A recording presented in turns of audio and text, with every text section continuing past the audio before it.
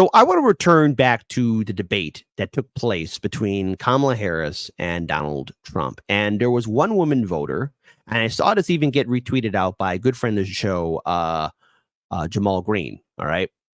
Because this woman here, this voter, says that Kamala Harris has no plan for Black America except pandering, which, okay, great. All right. This is rather fascinating. And it's only 1 minute and 19 seconds. But I had to rewatch this a couple of times because she dropped some truth bombs about Kamala. And voters need to come to terms about who Kamala truly is. I mean, she is a corporatist, neoliberal Democrat. Kamala Harris has no plan for any of us except to make sure that nothing fundamentally changed. I mean, goodness gracious, Cretaceous. It took her campaign 48 days to have policies on her website. The issues, the platform. You know, I'm just going to say something very controversial here, but all the people I've interviewed throughout the 7 years of Hard Lens Media existing,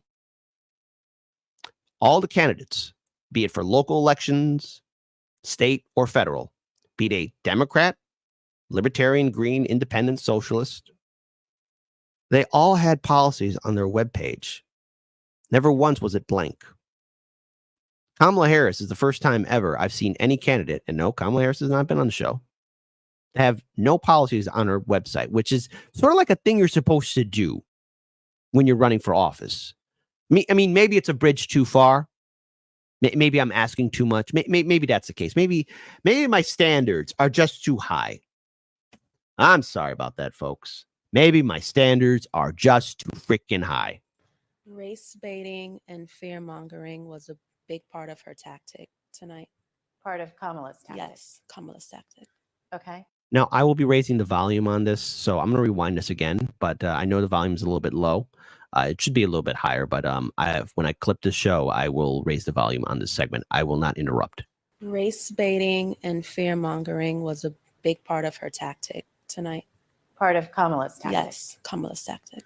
Okay. What in particular would you remember about that?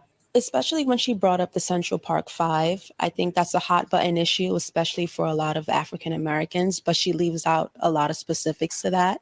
Like the lead prosecutor was a Democrat at the time. Back then, Donald Trump was also a Democrat. He wasn't always a Republican. And he was praised heavily in a good way for taking out that ad in the paper because a lot of people did think that they were guilty.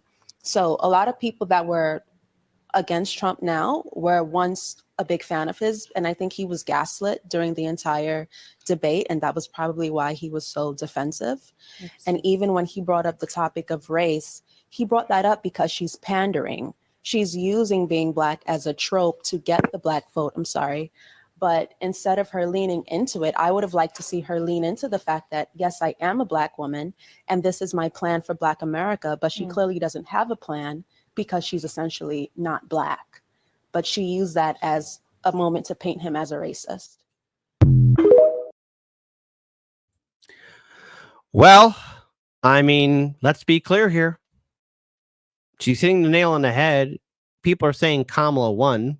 And of course, you got other people saying Trump won. Folks, it's one big club and you ain't in it. The American people are not going to win. Okay? I mean, I saw that debate and, apologies for the power outage. We had to start a little late for that one, but let's be clear. After rewatching the debate again, because I actually punished myself last night to watch the debate again. I did. I think part of my soul died, but it's okay. It's okay. I will somehow survive. But it was so mediocre. I mean, Kamala Harris clearly got prepped, but I mean, none of it was authentic. Trump really could have done, in theory, a hell of a lot better, but, it's still a neck-and-neck race because I'm still getting goddamn text messages and emails from the Democrats saying, oh, boy, Trump is outspending us. Oh, no, Trump is ahead of us in the polls. I mean, my goodness, I have to deal with this. And by the way, F you, Bernie Sanders, for giving away all of our emails because, I'm doing everything I can because that. Anyways, we're going to get off topic here because I'm going to start getting angry. But what this one voter this one potential voter, a black woman, by the way, was saying about Kamala was true. Now, Kamala and the Democrats have effectively weaponized identity politics. And she has every right to be critical of Kamala Harris. And as in regards to Trump, hey, look, there's a lot to be said about Donald Trump, but this might surprise the vote blue no matter who crowd, but he has a lot of support across every spectrum, generations, skin color, religion. There are people who are supporting Donald Trump. Now, I am not a fan of anybody supporting, Democrats or Republicans. I feel like anyone who votes for the Democratic or Republican Party is being hypnotized into the same system over and over again. And I'm ever hopeful for the day when more Americans wake up to it. But fine, hey, we live we live in a constitutional republic, oligarchy, constitutional republic, and everyone has a right to vote however which way they want. It's your choice.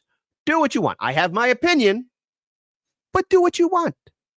But the thing is, when Democrats and liberals hear voters like that call out Kamala Harris, especially black women or black men, oh my goodness, do they get attacked? And never forget the infamous quote that Joe Biden once said, "The Charlemagne the God. If you don't vote for me, then you ain't black." Say what? Same Joe Biden who's against busing and desegregation. Same Joe Biden helped write the crime bill. Do you want to know why the prison industrial complex is what it is? It ain't good old Bill Clinton and the architect to Joe 30330 Biden. Yeah, no, it's true. It's all true, all of it. Every single one of it. By the way, I just want to pull up something here, just so you guys can see it for yourselves. This is where Jake Tapper, yes, that Jake Tapper absolutely slammed Kamala Harris for repeatedly dodging questions at the debate. That's right, Jake Tapper from CNN.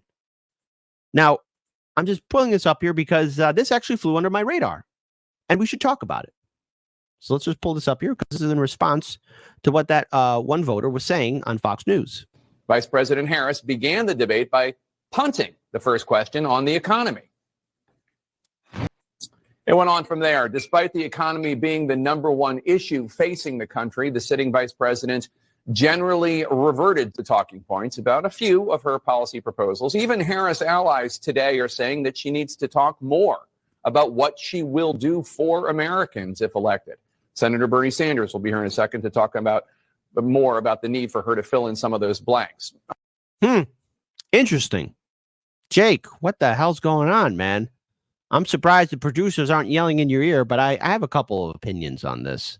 Maybe the reason why good old Jake Tapper's talking like this, because maybe people are kind of feeling it out and they're doing a flip of a coin. It's 50-50. Who will win, Trump or Kamala? So they're probably gently and gingerly sort of prepping people up for the possible scenario of Kamala losing. Because I'm going to call this election, it's 50-50. It all depends on who will turn out to vote. How many people will turn out to vote? And how many people will choose not to vote? All depends who could do it. Now, look, folks, Trump, I'm not going to underestimate him. He has the momentum and the crowds and the people who are waiting in wings to vote for him again. On the border, another vulnerable issue for Harris, she also dodged. Would you have done anything differently from President Biden on this? So I'm the only person on this stage who has prosecuted transnational criminal organizations for the trafficking of guns. Debbie J. Jake got that wing bone in his mouth, huh? You know what? Even though she's not in the live stream chat, get up and go see the White House counselor right now. You wait in front of that door until she comes home. You tell her what you just said. Get up and go.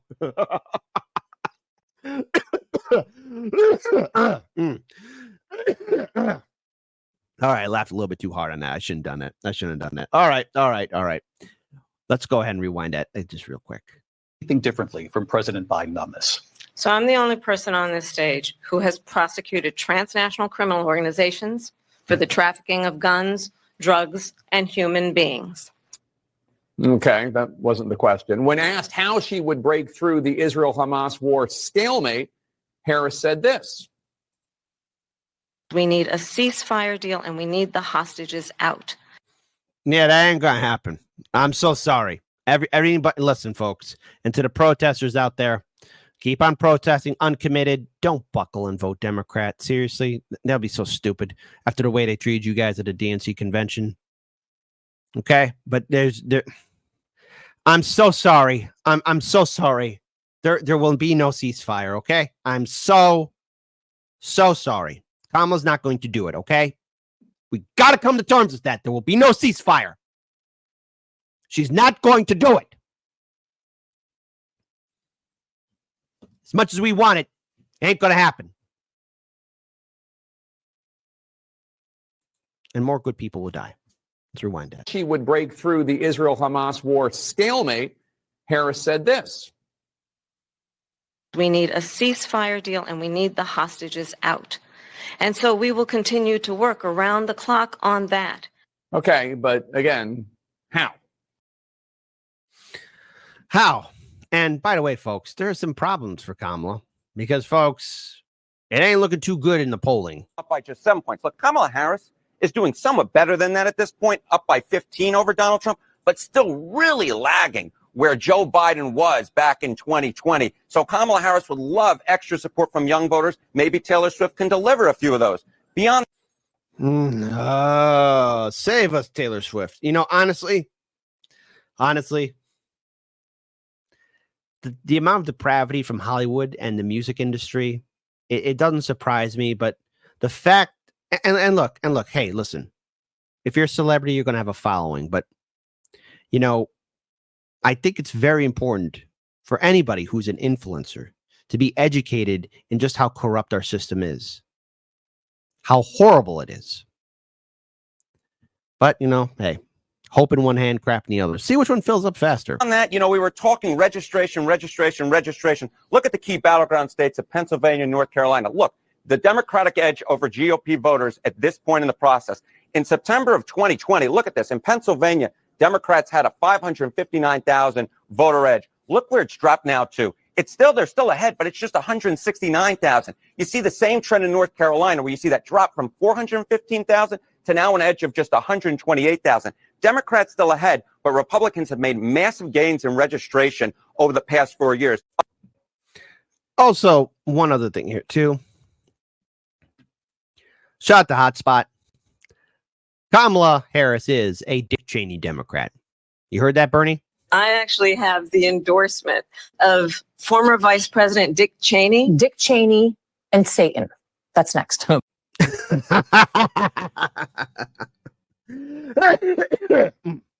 Hey, Fat Tony, what do you got to say? The Sith Lord is back. Like a demon, it rises again. Dick Cheney, Darth Vader, Satan. Thank you to Satan for giving me inspiration on how to play this role. We don't need Dick Cheney. Dick Cheney was dangerous.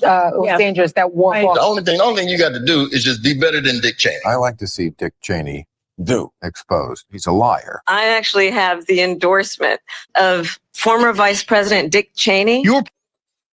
Dick Cheney. That's right. Kamala Harris has Dick Cheney support. Because after all, you know, I guess Dick is all out for Kamala.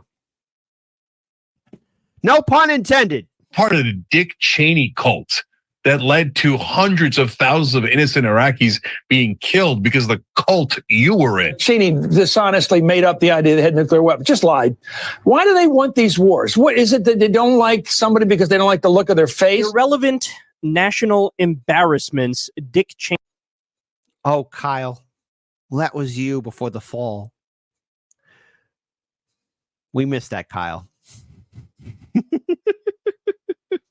Now his mommy holds his hand. Cheney and Liz Cheney. I'm old enough to remember Dick Cheney driving over to the CIA to look over their shoulders to make sure they gave him the intel that he wanted so as to justify the Iraq war. I actually... Snork Y2K, thank you for the super chat, but get up and go see the White House counselor. Kit. Please be kind to Team Gobbler. Whether it was knob by knob or by guzzling goo buckets, they're still human beings. Stark Y2K, get up and go see the White House counselor.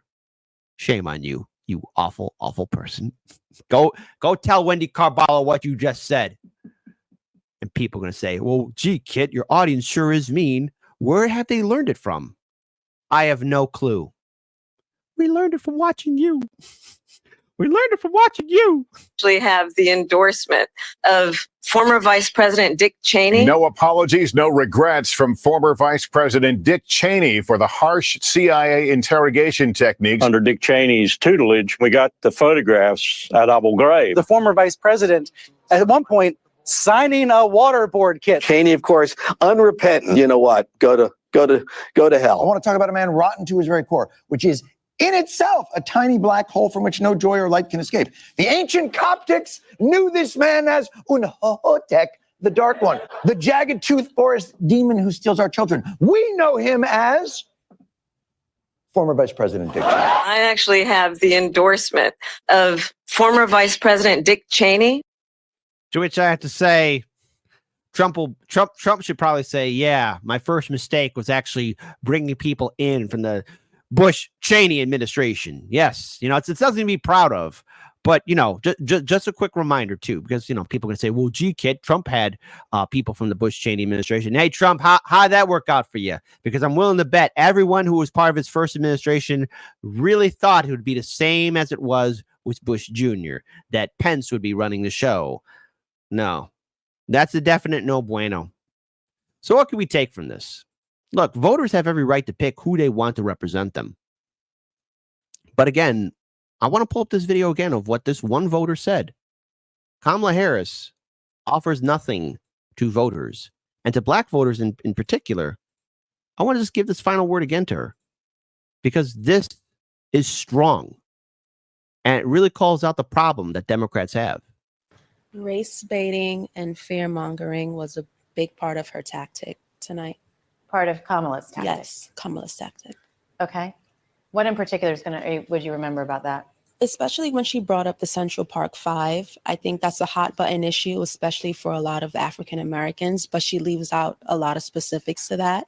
Like the lead prosecutor was a Democrat at the time. Back then, Donald Trump was also a Democrat. He wasn't always a Republican, and he was praised heavily in a good way for taking out that ad in the paper, because a lot of people did think that they were guilty. So a lot of people that were against Trump now were once a big fan of his, and I think he was gaslit during the entire debate, and that was probably why he was so defensive. Yes. And even when he brought up the topic of race, he brought that up because she's pandering. She's using being black as a trope to get the black vote. I'm sorry.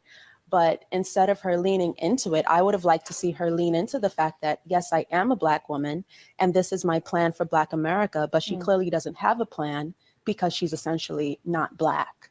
But she used that as a moment to paint him as a racist.